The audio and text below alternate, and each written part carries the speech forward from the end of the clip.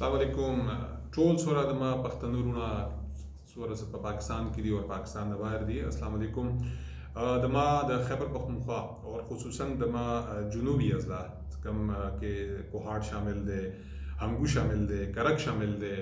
بنو شامل دي، لکی مروت شامل دي، ټانک شامل دي او ډی خان شامل دي. د دې ټولو خلکو لپاره ډیره خوشحالي خبره، اهم خبره، سبا ان شاء الله د پرایم منسٹر د وزیر اعظم عمران خان څخه یو د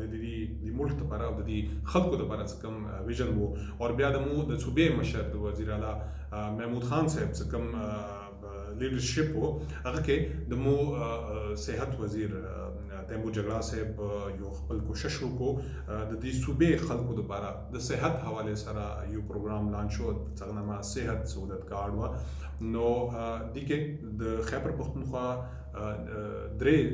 ډیویژنز نو الریډي کور شو او د کوم ساوث اضلاع د جنوبي کوم اضلاع دغه اخیری مرحله هغه به ان شاء الله نن به پوره کیږي او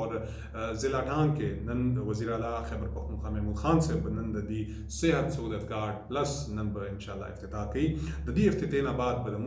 د جنوبي اضلاع څوره خلک دي د 7 اضلاع کوم کوهاټ نه دي خان پر اسم کوم اوسیدونکو دي هغه به ان شاء الله د صحت سہولت کارت د دې فائدې دینه په فائدہ ان شاء الله چته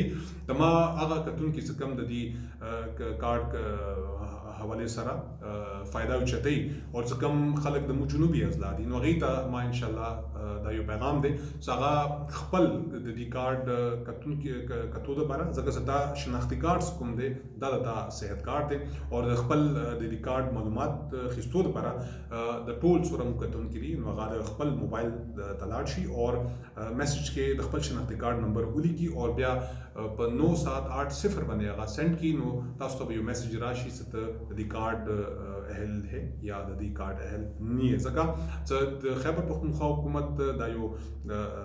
فیصله کړی و چې پورا خیبر پختونخوا کې څورم خلک اوسیدونکي دي هغه ټول ته د صحت کم سہولت دی او ان شاء الله ملويږي د کې د امیر غریب هیڅ قسم فرق نه دی ستله هر سړی د کارت نه फायदा چتول شي نو دما کتونکو دا یو اهم فیصله د صوبایي حکومت و څنګه ان شاء الله سرته ورسیده سب نن به دی اکثره دغه د خیبر پختونخوا څورم سرکاري هسپتالونه دي امر کې شامل دي او څوره دغه پرایویټ هاسپټل دي امر کې شامل دي نو زه د خپل کتونکو څورم دي د کوهاټ نمونې ساتر ډی خان پورې نو هغه تبدا ریکوست کوم چې د پاکستان تحریک انصاف او د صوبایي حکومت خیبر پختونخوا دا یو اهم فیصله و چې دغه مو نن د اخیری مرحله سره دا سرته ورسیده دینه فائدہ چته کو او خپل خاندان خپل بچو د صحت خیال وساتو دا د حکومت یو فیصله و ان شاء الله د سه قدمونه بنورم د خیبر پختونخوا حکومت وشتي او راشو چې پاکستان مضبوط کو او پاکستان کې څورم خلک دي هغه د سه کوم قدمونه سره پرایم منسٹر عمران خان صاحب چت کړی دي دا سپورټ کو پاکستان زنده